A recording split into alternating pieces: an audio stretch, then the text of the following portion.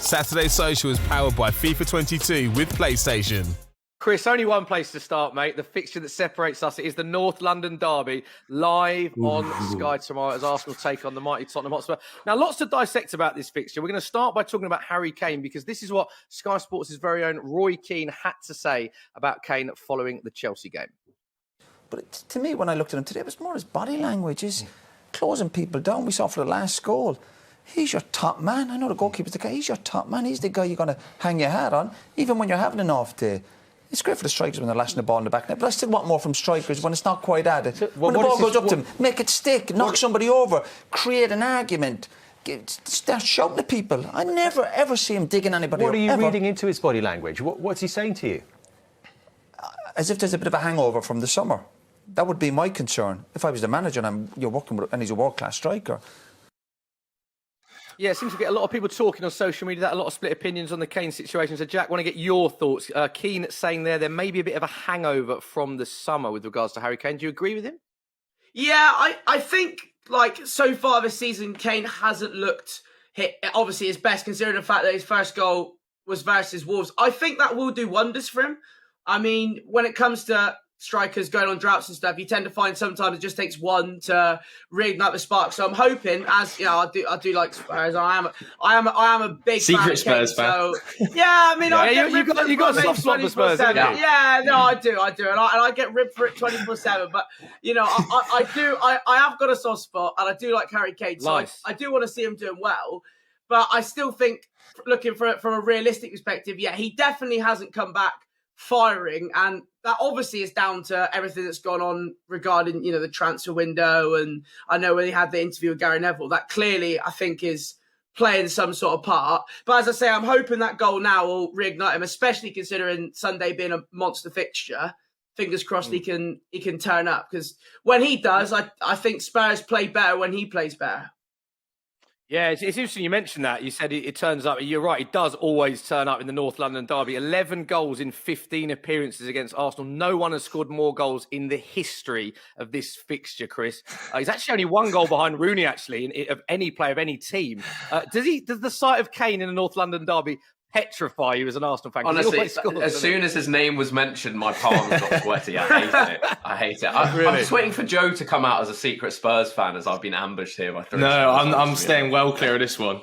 No, he loves Spurs. He loves Spurs. Don't worry about that. No, yeah, he just has a knack of scoring. Like, I know he's playing badly, but there's no doubt, and I don't think any Arsenal fans mind that he will pop up with a really important goal. Whether it's a pen, whether it's stick him on the top corner, he always seems to score against us. So don't you worry, Kane will find his form nice and early this weekend. Yeah, it'll be interesting to see when big game, Joe. Isn't it? Worth pointing out, he has got 3 goals in 7 comps in all competitions for Spurs. But I think, as Chris says, I think the sight of him scoring for Spurs in North London derby would be the one for a lot of Spurs fans, Joe, wouldn't it?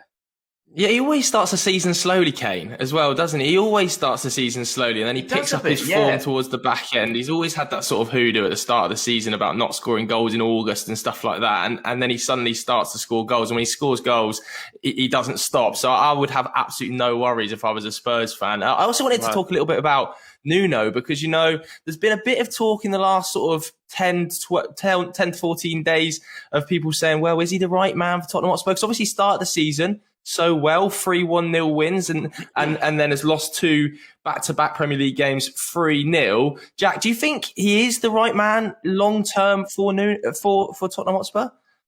I think I rate him as a manager, and I think he did a great job at Wolves. But if I was honest, I actually went to the Spurs City game at the start of the season, and I think Spurs were lucky to win that. Like, Man City had 2 or 3 chances inside 10 minutes. And I think if they bury it, it's already game over. So that was a win, but I think that win was more down to City playing poorly than it was to Spurs playing well, because City dominated that game early. I mean, Tottenham didn't play too badly. I mean, as I say, they done well to win the fixture.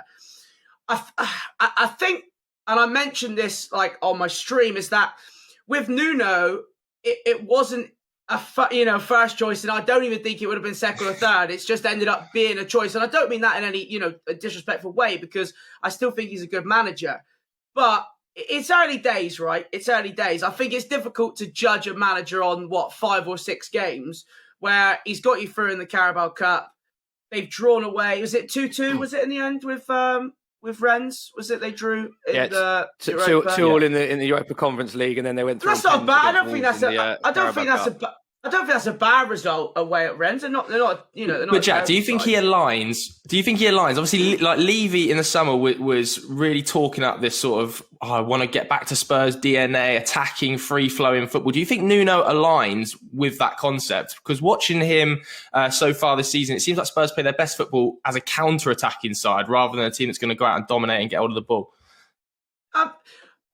He might want to play that way, but I don't know whether Spurs naturally have that many players that can play that style of football. I'm just trying to think off the top of my head. Son, Moura, Bergwijn and Kane are their sort of free-flowing players. Dele Alli seems to be playing a bit deeper. I'm just trying to think, are there any really... I know they've signed Brian as well, I guess, actually. So, but, in terms of wanting to play that football... Do they have that many men available for him to do that? And I'm not entirely sure they do yet, but I still think it's early. I think you've got to give a manager a bit of time to at least bring that sort of influence, right? Because it's going to take time, even if he wants to have that style of football. It's going to take him a bit of time to get it going, should we say? Yeah, and it brings us nicely on to the next point, actually, because speaking of managers, a lot of people talking about Arteta as well. Seems to split opinion, Chris, amongst Arsenal fans, Mikel Arteta. Of course, worth pointing out, he has won silverware at Arsenal, but let's not forget Arsenal, disappointing season last season, not in any European competition this season. So where do you stand on Mikel Arteta? Because you speak to rubbing it in. One Arsenal no fan, need. Mikel Arteta in, and the other non-Arsenal fans, Arteta. No, I've said he's won silverware already, but I'm just intrigued because every Arsenal fan has a different opinion on Arteta. So where do you stand on him?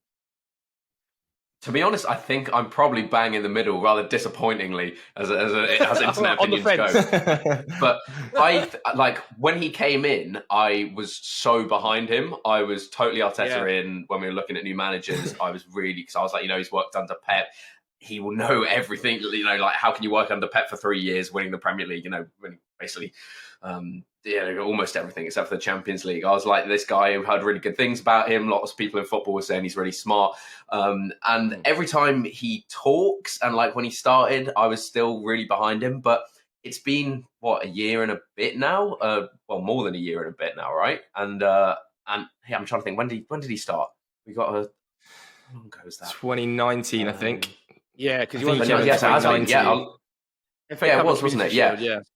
Yeah, so I feel like the style should have changed more than it has, because you watch us now and we still we score goals, but it's still like if we don't score this particular chance, where the goal is going to come from.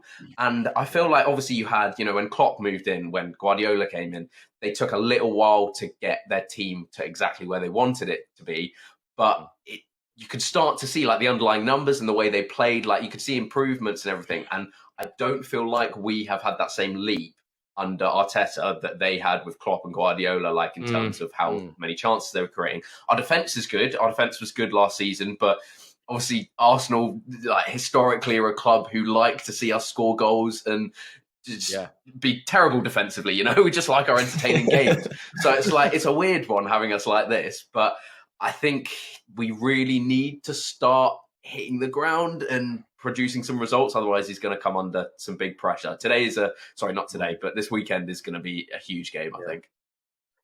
Yeah, interesting. And Jack, do you think there is more pressure on him because of how much Arsenal spent? Let's not forget Arsenal are the top spenders of any club in the English Premier League, in England, of any division. And that's quite a big statement when you think of some of the signings and how mad the window was. A lot of transfers happened. Does the amount that they've spent, does that place more pressure on Arteta, do you feel? Oh, massively. We actually did like a FIFA millionaire thing, and there was a question on there that was who spent the most money. And Arsenal were one of the four. I forgot, but they spent 50 million on Aaron Ramsdale. But someone was like, I was like 50 million, and it just seems like they're kind of almost throwing money around. I feel like it was 30 just to defend Mikel. Yeah, was it 50 on? I think it was 50 on Ben White. 50 on Ben White. We just have another 20 mil. Apologies. I think Ben White's a quality signing, to be fair. I think Ben White's a really good signing. I was actually quite happy with ours. Yeah, I was actually because I think that I know obviously our transfer window has been bashed and absolutely abused, but I feel like we're buying the right players. Like we were in a position where Liverpool were, years ago or so where they couldn't afford to buy premium players. You had to buy players that could turn out to be stars and just gamble on them. And I'm happy now that we're getting players that are 22, 23. And, you always see the list of Arsenal players. We got Lokonga, we got White, we got Saka, we got Smith Rowe, players like that now who could turn out to be stars. But you have to take that gamble. We can't go out there and buy Aubameyangs. And even the Pepe signing at the time, I was like, that's a lot of money to be buying someone who isn't a top player, and we don't have 72 million to just throw around that, people that might turn out to be good. So I thought the transfer window was actually okay, but we'll come back to this clip in a year and see if I was right. Yeah, I kind of agree with you though. Yeah, I think you're right. Like, I mean, from an outsider perspective looking in, Arsenal seem to always have the ethos that they like that. They like to bring those youngsters through and have that mix in the team of experience, and especially considering I as just, a general football fan, I've had it where I've been watching Arsenal, I've seen someone come on and I've gone, who is that? Like, I don't know who they are. I'm actually, 17-year-old academy graduate. Quite a well-known. Just throwing him on, they're throwing him on at like 1-0 down away to United. Like, fair enough. If that's what you want to do, you do you. So. Yeah. No, okay, should we get score predictions then, lads, for the big game? Yeah. Jack, what are you saying for this one? North London derby. I'm going to have to go 3-1 Spurs. That's what I'm saying. 3-1. Oh, that is confident. It, mate. Like it. Chris, you won't get any of that optimism from me. You would absolutely not. I'll go with the 2-1 Spurs. You can't say you're going to lose, Chris. Oh, he's fouled it. I like to play with the powers up above, so they will look down on us, and Harry Kane won't get his customary goal after I've said that, so we'll be fine. There you go. I think that's the perfect note to end the chat. Arsenal fan Chris MD going 2-1 to Spurs. Love that.